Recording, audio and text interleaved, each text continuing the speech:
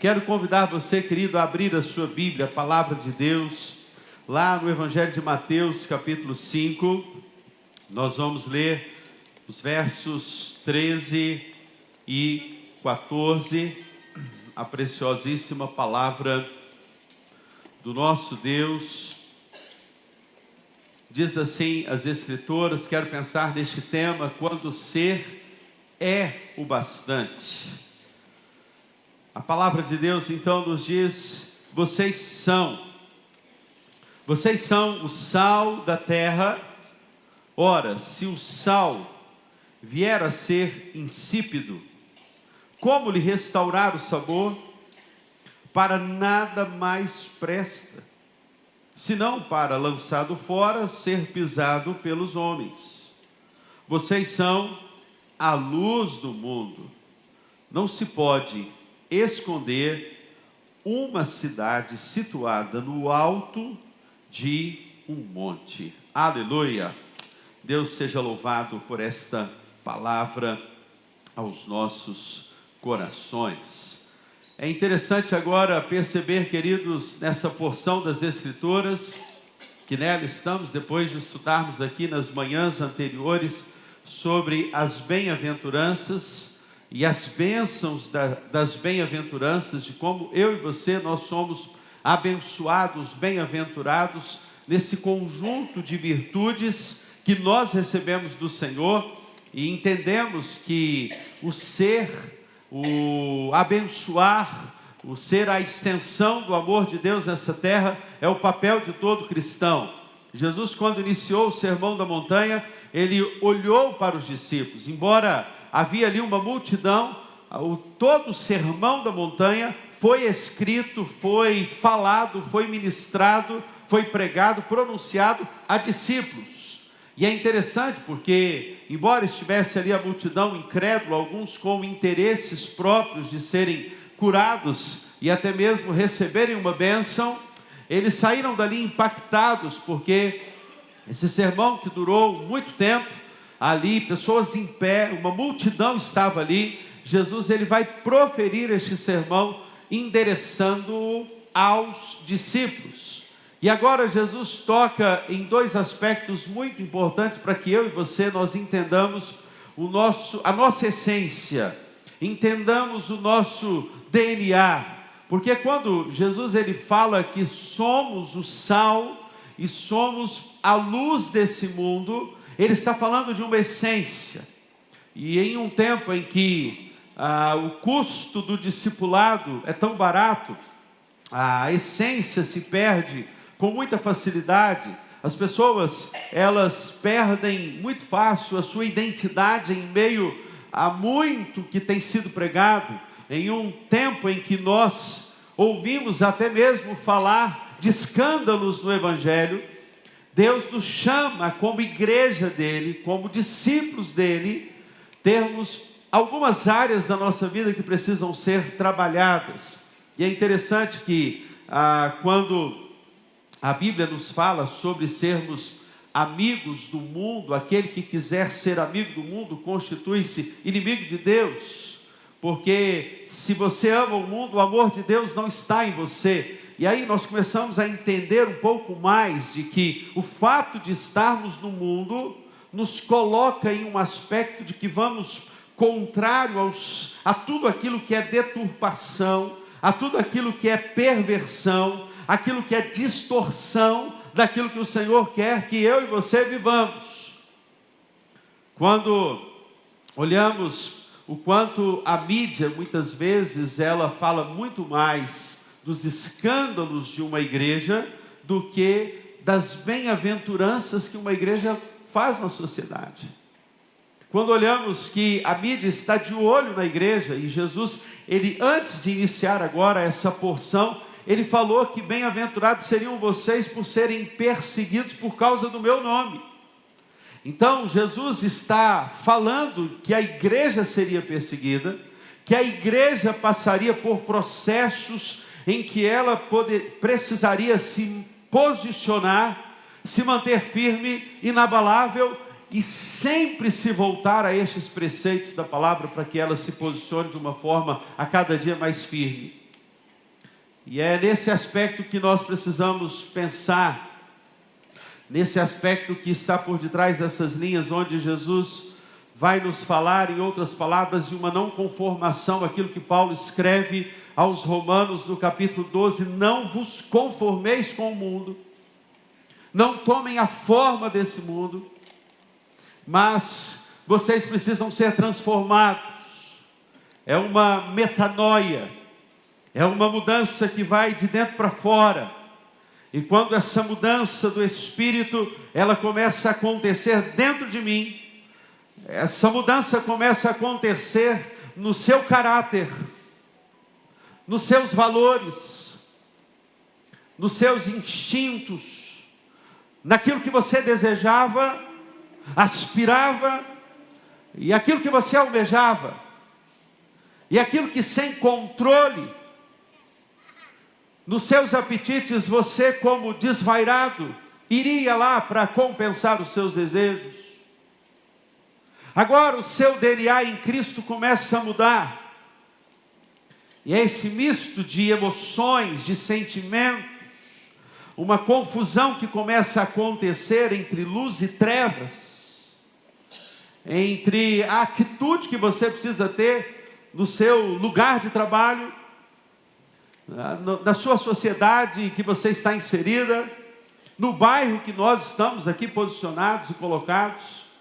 Você como família, você como pai, você como mãe, você como filho, você como universitário, você como estudante, você como empresário, aonde você se coloca nesse lugar, Deus te chama a uma identidade.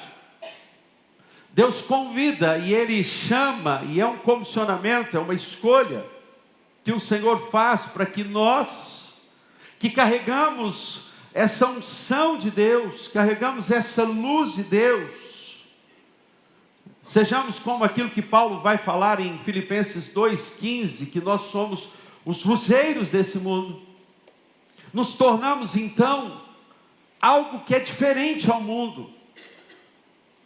Quando nós começamos a pensar nos aspectos dessas duas metáforas, sal e luz,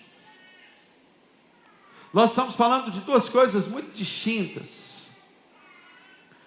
Se você analisar aquilo que diz a respeito do sal, o sal, ele não deve aparecer.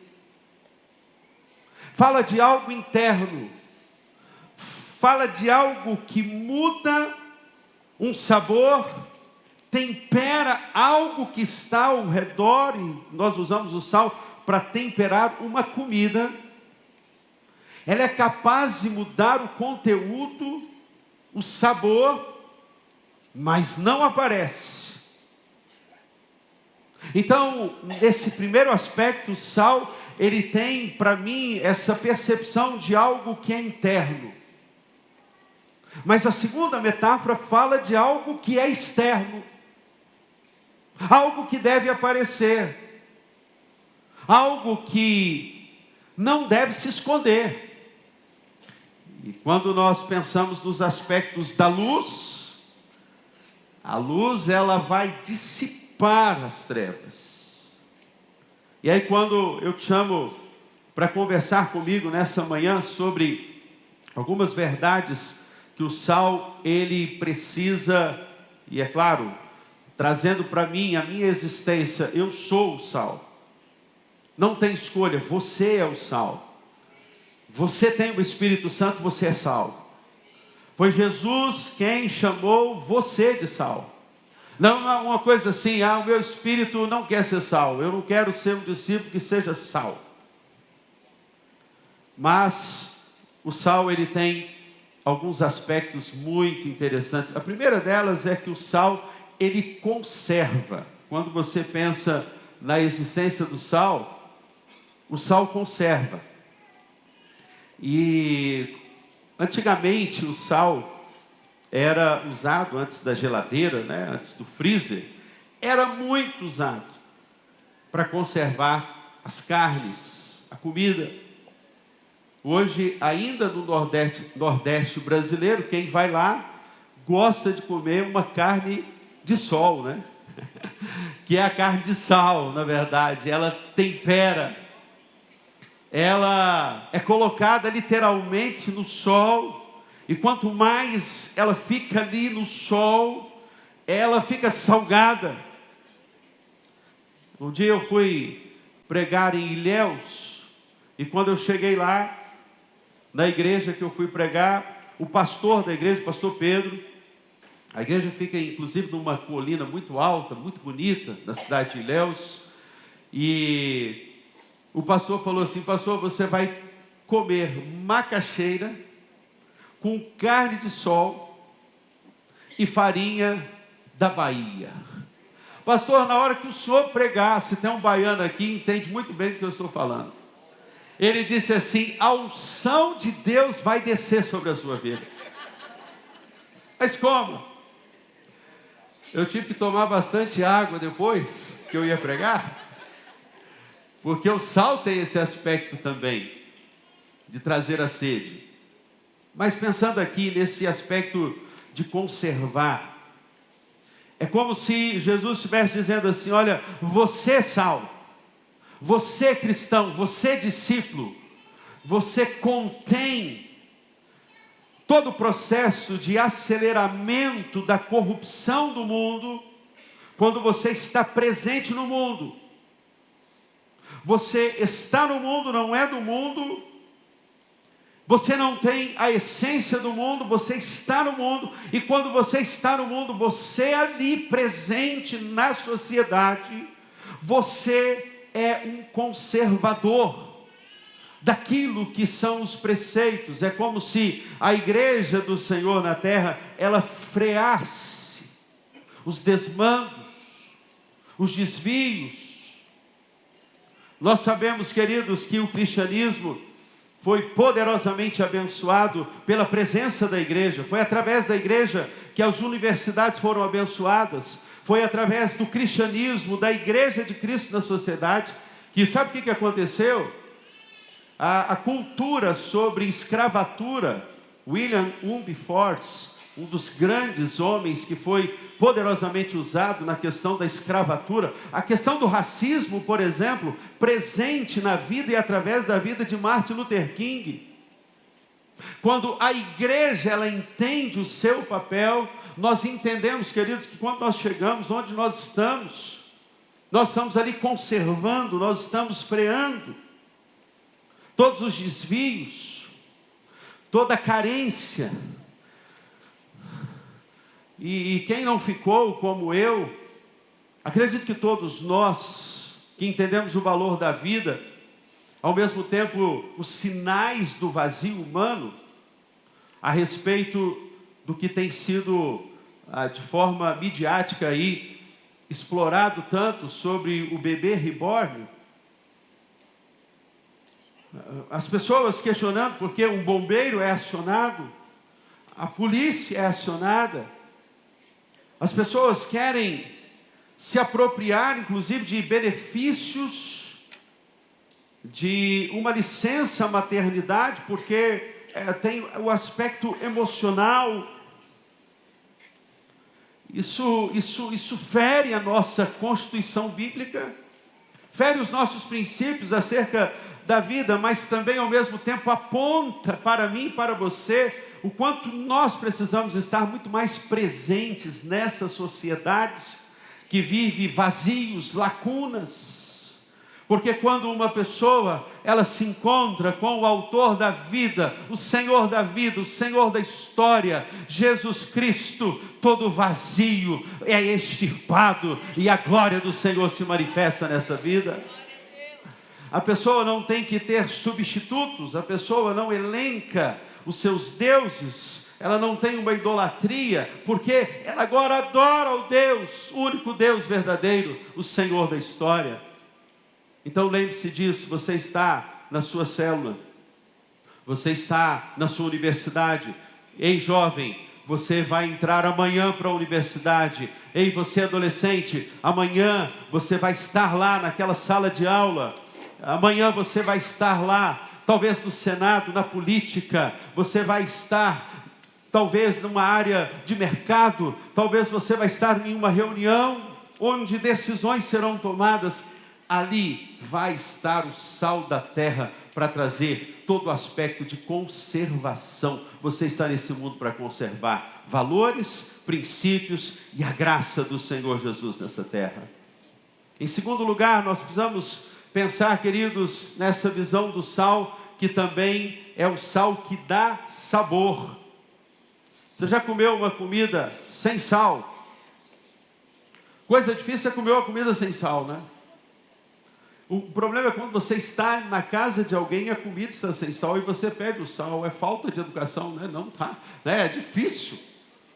Quando você está em casa, você pega lá o salzinho para a gente colocar um pouquinho mais. Você já comeu uma batata sem sal? É horrível, né? É interessante que não tem aparência, é invisível, mas está ali dando sabor. Ao mesmo tempo, uma comida muito salgada é intolerável. Isso fala do farisaísmo, do legalismo, do excesso, porque todo excesso deixa de ser uma virtude, mas a falta de também não traz o sabor. O discípulo é este que dá sabor, o sabor da esperança. Uma boa pergunta para nós é: qual o tempero da nossa vida, né? Tempero amargo, sem sal, sem sabor, sem aquela apetência, né? Algo apetitoso, algo que você come e você quer mais. Esses dias a Kelly falou: vou fazer uma sopa. Era 10 horas da noite. Eu falei: meu Deus, comeu uma sopa 10 horas da noite? Mas sendo da irmã Kelly, é maravilhosa. Pode comer 10, 11, meia-noite, 1 hora da manhã, que não faz mal. E nós comemos, gente. E assim, vou falar um negócio para você. Sabe quando a cozinheira, ela faz uma sopa e ela fala assim: mas essa sopa ficou maravilhosa, sem qualquer soberba e arrogância, porque ficou mesmo. Qual é o prazer da cozinheira? Ela nem quer muito comer, ela quer sentar e ver assim: você está feliz? Você está alegre? É aquilo que você gera na vida do outro, quando você é esse sal que dá sabor. Quando você é esse sal que vai dar sabor à vida das pessoas, até o seu sorriso, meu irmão, é um atrativo para uma pessoa se converter a Cristo Jesus. Quando você entra no elevador, quando você está passeando com o seu cachorro, quando você está indo para o trabalho, quando você vai pegar um ônibus, pegar uma condução, quando você na sua célula está chegando a uma casa, e aí você está subindo, e naquele lugar que você está chegando, intencionalmente você é o sal que dá sabor aos vizinhos que estão em torno daquela casa. E por falar nisso, querido, nós precisamos entender o poder que está nas nossas mãos para ganharmos essa cidade para Cristo Jesus. Nós precisamos nos empoderarmos mesmo, porque todos os dias nas casas e no templo, todos os dias nas casas e no templo, a igreja do primeiro século, ela entendeu o poder que era estar nas casas. E esses dias eu fui visitar uma família enlutada da nossa igreja, e eu passei por uma porta, e tinha muitos calçados naquela porta, ali muitos tênis, muitas sandálias ali, e o irmão me disse: aqui funciona uma célula, louvado seja o nome do Senhor, porque nós vemos o poder que tem quando você entra em um condomínio, quando você está em um lugar, quando intencionalmente você quer ser esse sabor para as pessoas que estão ao seu redor, e você começa a convidar pessoas para irem para a sua casa, porque você tem a presença de Deus, você está tão cheio de Deus, que você não vive um cristianismo insosso, um cristianismo sem sal, um cristianismo em si mesmado. Infelizmente, irmãos, infelizmente tem muitas pessoas que estão contentes, mas sabe o que é esse contentamento? É contente com a sua própria vida.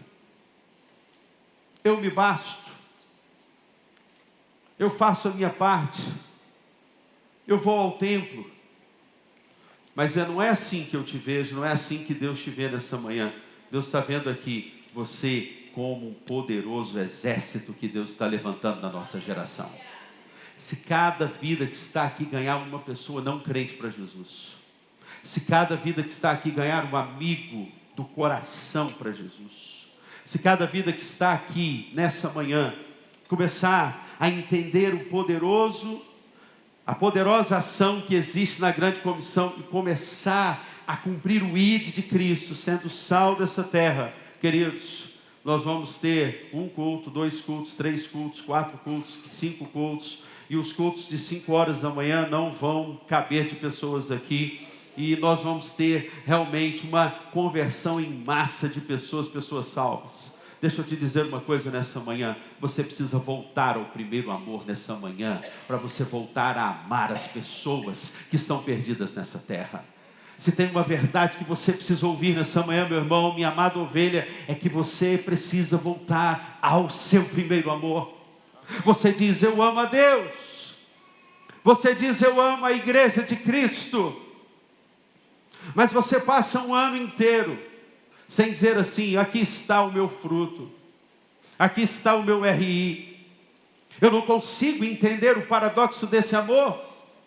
E Deus está equipando os santos, Deus está chamando os santos, Deus está chamando a sua igreja, para que sejamos este sabor, que de fato torna a vida uma vida mais alegre. Você pode ser o sabor que vai trazer alegria, esperança, salvação a uma família. Sabe aquele amigo que trabalha com você lá naquela repartição? Ele está traindo a esposa. Sabe aquele amigo que trabalha lá com você? Ele tem um vazio do tamanho do mundo. E só Jesus Cristo pode preencher este coração. Amém. E você tem a mensagem de salvação que carrega todos os dias para que essa vida seja transformada pelo poder de Deus. O que você está esperando? Por que você ainda não falou de Jesus? Por que você ainda não disse para Ele, olha, eu comecei um propósito de orar por sua vida? Esses dias foi engraçado, porque eu tive que sair com a minha cachorra para passear na chuva. Meu Deus, que provação. Porque lá em casa quem passeia com o cachorro sou eu. E é na chuva, é no sol, é no frio, é no calor. Lá estou eu. E foi engraçado, porque a hora que eu saí assim, esqueci de pegar o guarda-chuva, e eu só tinha 2 sacolas no bolso. E eu peguei uma sacola e coloquei na cabeça. Imagina a situação, meus irmãos. Eu estou indo eu. Lá está Lasca, serelepe feliz, e eu com a sacola. Uma jovem senhora me vê com aquela sacola, começa a rir. Eu não entendi. Não quero imaginar a cena. Você já deve ter colocado uma sacolinha na cabeça também, para tampar da chuva. Aí ele estava, está chovendo muito. Falei, tem que ir. Eu curando de um resfriado, não posso tomar essa chuva. Beleza. E aí, meus irmãos, a mulher começa a rir de mim. Na mesma hora, o Espírito Santo toma a minha vida. E eu falo para ela, chuvas de bênção sobre a sua vida. E ela parou, eu parei. E eu falei, eu posso fazer uma oração pela senhora? Riu de mim, eu estou levando uma oração. Riu de mim, eu estou chegando para ser sabor para essas vidas. Quando eu vi a mulher estava em pranto, chorando, se rendendo ao Senhor Jesus e declarando Jesus Cristo como Senhor da vida dela. Nós temos que aproveitar as oportunidades para sermos o sal, porque o sal, em terceiro lugar, ele provoca essa sede. O sal, ele traz esse apetite. O sal, ele tem esse poder de levar as pessoas a terem mais sede de Deus. Está passando aqui, é isso. Você passa para mim aí, eu acho que é a bateria. O mundo perdeu esse apetite espiritual. Os crentes perderam esse apetite espiritual.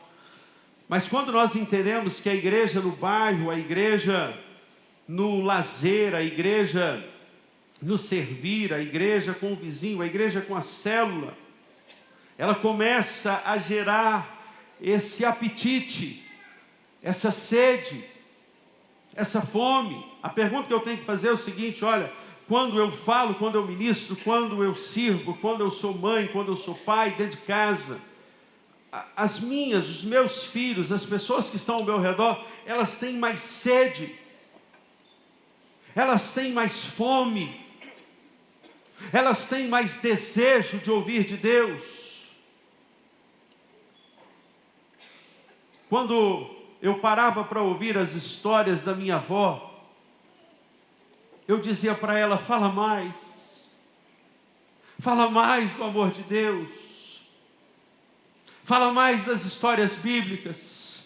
Quando os meus pais se reuniam conosco para a gente fazer o culto doméstico, é uma coisa assim que está extinta hoje na humanidade cristã.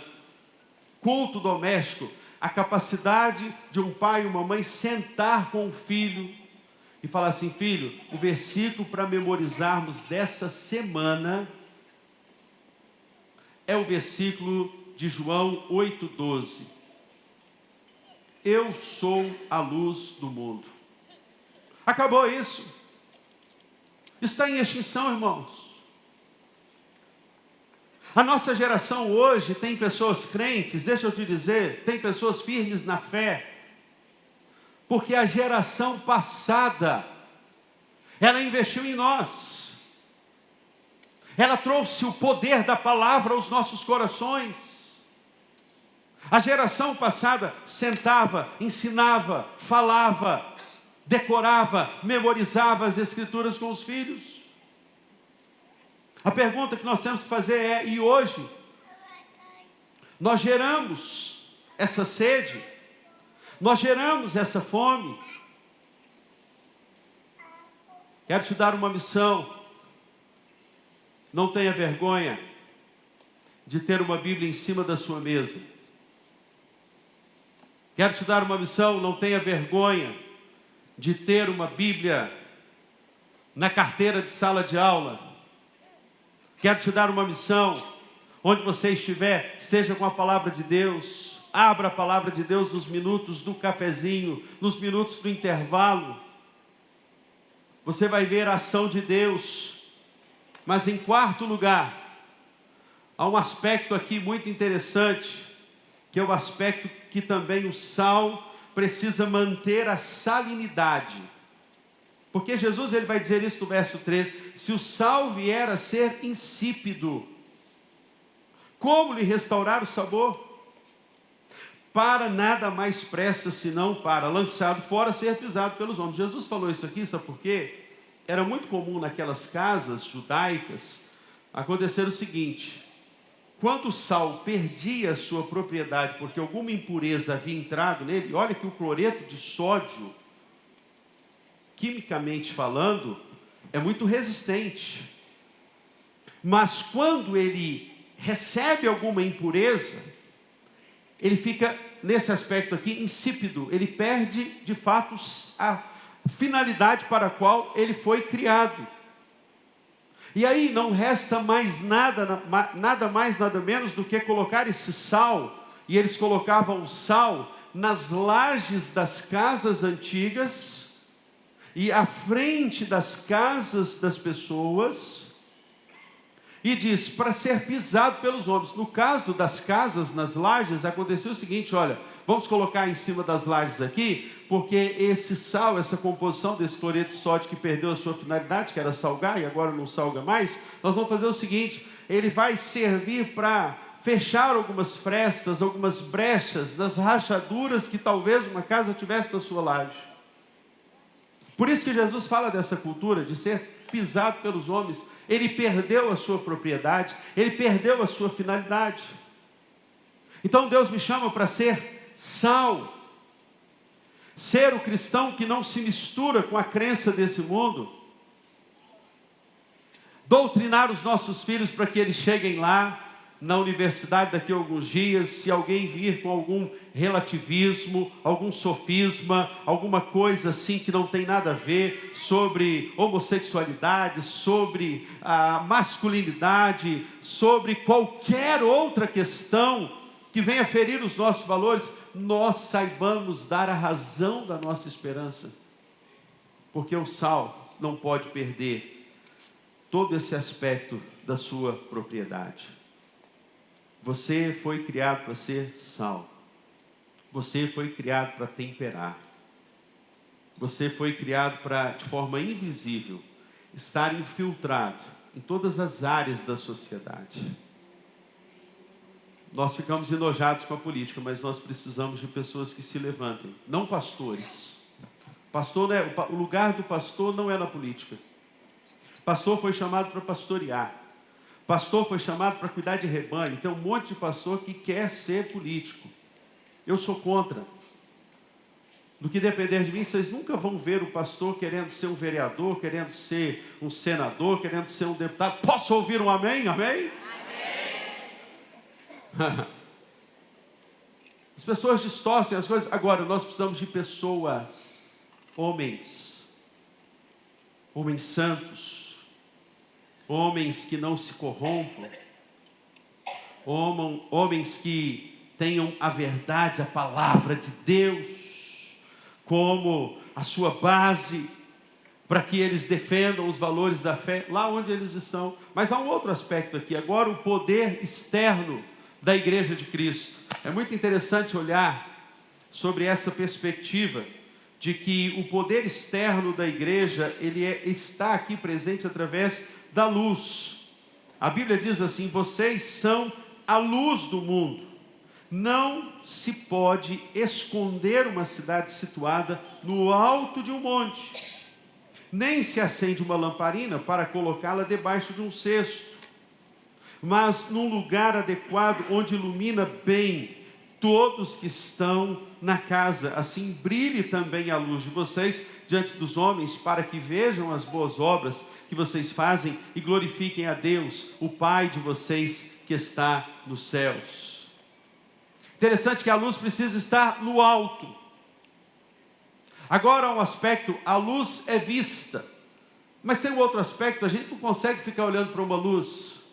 A luz foca naquilo que é principal, correto? A luz vai focar a pessoa de Cristo. E há um aspecto muito interessante, porque o sol é o único que tem luz própria. Ele tem uma luz própria, ao contrário da lua. A lua só reflete por causa do sol. A lua não tem luz própria. É como se Jesus estivesse dizendo para nós o seguinte: nós somos a luz do mundo. E outro aspecto, naquelas maravilhosas declarações que Jesus fez em João, né? Eu sou a luz do mundo, eu sou o bom pastor, eu sou a porta, eu sou a videira, eu sou verdadeira, eu sou o caminho, a verdade e a vida. Todo aquele que crê em mim não morrerá, mas terá vida.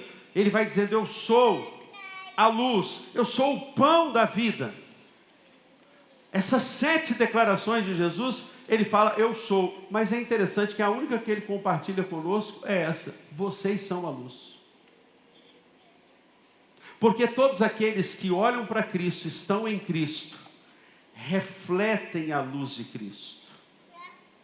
Se a sua vida se mantiver em Cristo, você vai ser o reflexo de Cristo onde você estiver. Você vai ser luz. E é interessante os aspectos da luz, porque em primeiro lugar, a luz ela simboliza a verdade. Há um aspecto maravilhoso acerca da luz, porque a luz ela simboliza a verdade. Você já imaginou um mundo sem a luz? A primeira coisa que Deus cria Ele vai dizer: haja luz, e houve luz. Porque Ele sabe do poder da luz. Se não houvesse luz, não haveria o quê? Fotossíntese. Não haveria então oxigênio, e não haveria sobrevivência. Então sem a luz não tem poder. Então Deus está te dizendo o seguinte: que onde você chega, a verdade chega, a vida chega. Aonde você fala, aonde você ministra, aonde você é sacerdote, onde você é uma mãe que se posiciona naquela casa, onde você é um filho que se posiciona, onde você estiver, você é a verdade. A luz simboliza a verdade. Por quê? Porque a igreja, ela é a própria mensagem, ela é a própria vida. Jardim Camburi nunca será o mesmo bairro, porque a igreja do Senhor Jesus está presente neste bairro. Esse bairro é diferente, esse bairro tem vida. Esse bairro é um dos melhores bairros para se morar do Brasil. O capixaba nem gosta de publicar isso, senão outros povos começam a vir para o Espírito Santo. E o nosso estado aqui, pequeno, deixa ele só com a gente. Começa esse negócio de vir carioca, mineiro. Não, mineiro pode, né, gente? Paulista, que não, para, não vamos publicar isso não, tem praia, tem montanha. Nós estamos presentes aqui, queridos, somos a igreja de Cristo. E as pessoas que estão ao redor aqui nestes condomínios, as pessoas que vão passar por aqui nos próximos dias, nos próximos anos, serão impactados, porque a igreja gera vida nessa sociedade. A igreja leva vida, a igreja é a verdade. E a luz é muito interessante, porque a luz, ela dissipa as trevas. Quando a luz acende, ela tem o poder de tirar todas as trevas. E essa luz que brilha, ela vai entrando nos cantos escuros. Isso significa o seguinte, que a escuridão, as trevas significam a mentira. As trevas significam aquilo que está oculto. As trevas significam aquilo que não foi trazido à luz, não trouxe à tona.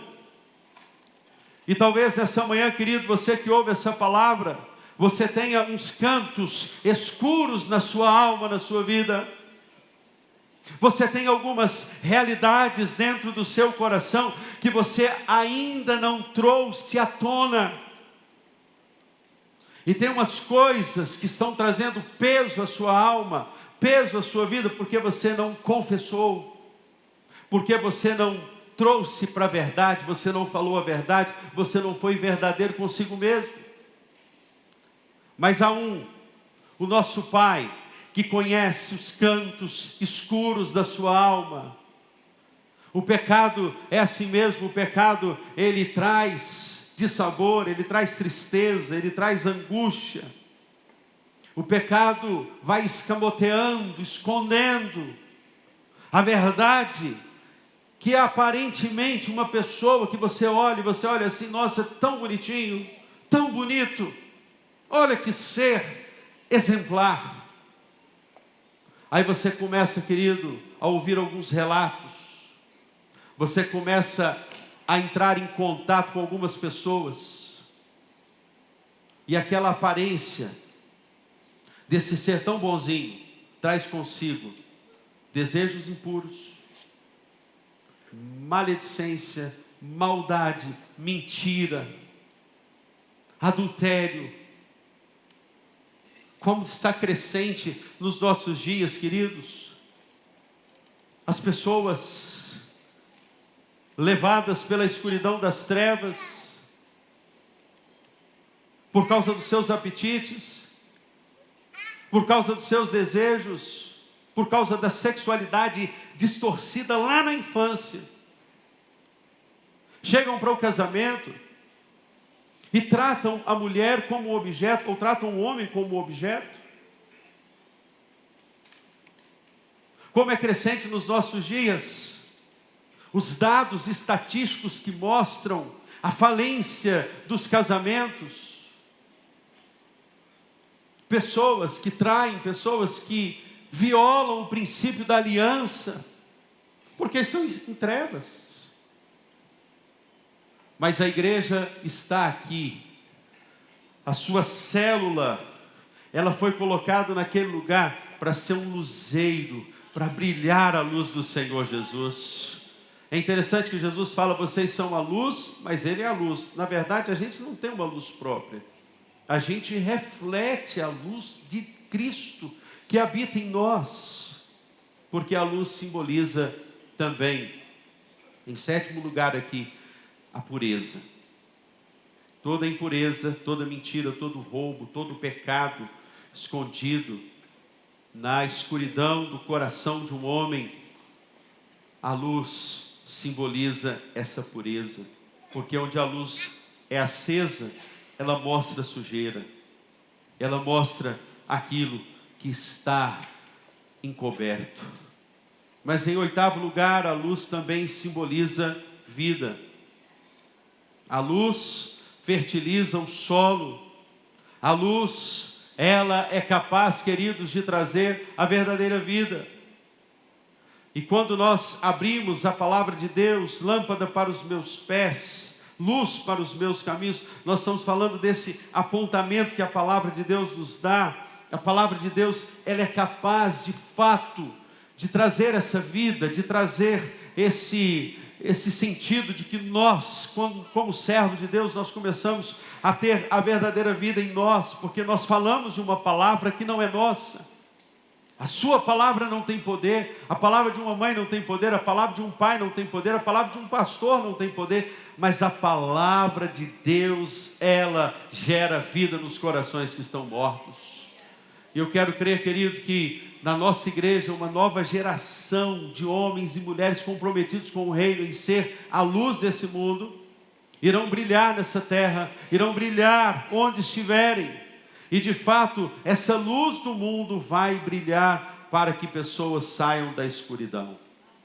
Mas também há um outro aspecto, a luz, ela traz a direção. Quando eu e você vivemos na luz, quando eu e você entendemos o nosso papel de sermos a luz desse mundo, sabe o que vai acontecer, queridos? Nós vamos apontar para as pessoas o caminho do perigo, porque é exatamente isso, nós vamos sinalizar: aqui é lugar de parar, aqui é lugar de ir, aqui é lugar de você ter cuidado, porque a luz, quando ela vem, você está dirigindo numa estrada escura, você acende o seu farol, aquele farol liga, e o outro farol que está vindo de um outro carro, você é sinalizado do perigo. Você vê pela luz, você vê os buracos de uma estrada, pela luz você consegue iluminar e ver adiante. Por isso que a luz, ela dá essa direção. A luz é capaz de brilhar, e por isso que a igreja precisa ser vista. Se a luz não é vista, as pessoas não vão enxergar o brilho que você tem, a luz que você tem, a luz que você, aceso para o Senhor, vai brilhar com transparência, compartilhando a sua fé. Eu quero te convidar a se colocar de pé, querido, nessa manhã. E talvez, querido, você diga assim: mas eu não tenho me posicionado como uma luz, porque eu não estou conseguindo ser luz dentro da minha própria casa. Talvez você diga nessa manhã assim: olha, eu não tenho conseguido temperar nem a minha casa, porque eu não tenho recebido essa satisfação desse sabor que vem de Deus para a minha vida. Mas eu quero te dizer nessa manhã, há uma esperança para você que está em trevas e perdeu o sabor da vida dentro da sua existência, dentro da sua própria casa. Deus está te dizendo nessa manhã que Ele quer que você deixe essa luz brilhar. O dia que a igreja de Cristo Jesus for essa luz, o dia que a igreja de Cristo de fato for este sal, vidas vão se converter verdadeiramente, famílias vão ser restauradas, casamentos serão restaurados, as pessoas vão se quebrantar justamente porque você, ao dizer nada, não precisa dizer nada, aonde você estiver, o brilho da luz de Cristo vai irradiar sobre a sua vida e você vai ser como um atrativo para aquele que está em trevas. Você já pensou isso nessa manhã? Você sair desse lugar escondido. Talvez você diga assim: eu estou no lugar que eu não tenho tido relevância, eu não tenho tido influência, mas Deus está chamando, e eu sinto que Deus está chamando homens e mulheres da nossa geração, para que com o nosso comportamento, a nossa honestidade, a nossa verdade, a nossa sinceridade, a nossa transparência, as pessoas sejam impactadas. Feche os seus olhos, abaixe a sua fronte, comece a pedir, a rogar ao Pai: restaura a minha essência, Pai, porque eu quero dar sabor. Restaura, Senhor, a luz que está apagada dentro de mim, Senhor, porque eu quero iluminar. O Senhor disse que nós somos os luzeiros dessa terra, e nós vamos brilhar, e nós vamos deixar essa luz brilhar, e nós vamos ser o sal que conserva, nós vamos ser a essência de Cristo, porque o sal vai dar sabor, o sal vai curar, porque o sal também tem esse poder curador, e nós vamos ser aqueles que brilhamos como luzeiros dessa terra. Você está preparado para ser isso, meu irmão? Você está desejoso de ser isto? Deus te chama de sal, Deus te chama de luz, e é para isso que nós somos. Pai, nessa manhã nós te louvamos porque o Senhor disse nessa manhã sobre o nosso DNA. O Senhor falou da nossa essência. O Senhor nos mostra, Pai, que no simples fato de estarmos na nossa casa e nos posicionarmos como essa luz e como este sal, a nossa casa vai ser transformada pelo poder da luz e do sal que somos, Pai.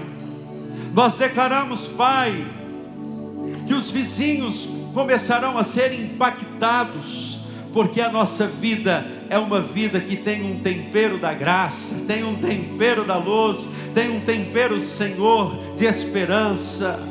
Quantas pessoas como aquela jovem senhora que encontrei, que num momento sorriu, mas depois estava chorando. É justamente assim, Pai, que as pessoas estão aparentemente sorrindo, mas por dentro estão tristes, por dentro estão vazias, por dentro estão carentes, por dentro, Pai, não tem a verdadeira luz que brilha. Nessa manhã, lance luz sobre os cantos escuros dessa alma, Pai. Lance luz para trazer à tona tudo aquilo que está encoberto, Pai. Se algum homem, alguma mulher aqui, Senhor, que tem vivenciado uma vida de inverdades, de mentiras, uma vida oculta, uma vida escondida, não há avivamento sem confissão, não há avivamento sem esta transformação de dentro para fora. Então nesta manhã, Senhor, traga luz a esse coração, Pai, aquele que precisa da tua luz para uma decisão, a luz para uma saída, aquilo que não está claro na vida do teu filho, Senhor, lance luz agora nessa mente, neste coração, Pai. Nós pedimos que como igreja do Senhor, estejamos, Pai, nesse lugar, não para aparecermos, não, mas também não sejamos colocados debaixo da cama, ou do alqueire. Alqueire fala de comércio. O lucro, o dinheiro dessa terra não pode tirar a luz que somos nessa terra. A cama fala do conforto, do lazer, das coisas que nós muitas vezes estamos escondidos ali debaixo daquela cama, nos nossos confortos existenciais. Tira-nos dos nossos confortos, Pai. Leva-nos a nos movermos para temperar essa sociedade. E eu posso ver aqui um exército que está se levantando nessa manhã. Um exército, Pai, que onde estiver nessa sociedade de Vitória, Espírito Santo, até os confins da terra, vai brilhar com a luz do Senhor Jesus. Leva-nos para temperar, leva-nos para salgar, leva-nos para dar sabor, leva-nos, Pai, para sermos a luz de Cristo nessa sociedade, Senhor. Deus, eu creio que as células da PIBJC vão crescer e vão multiplicar, porque hoje o Senhor está restaurando o nosso primeiro amor.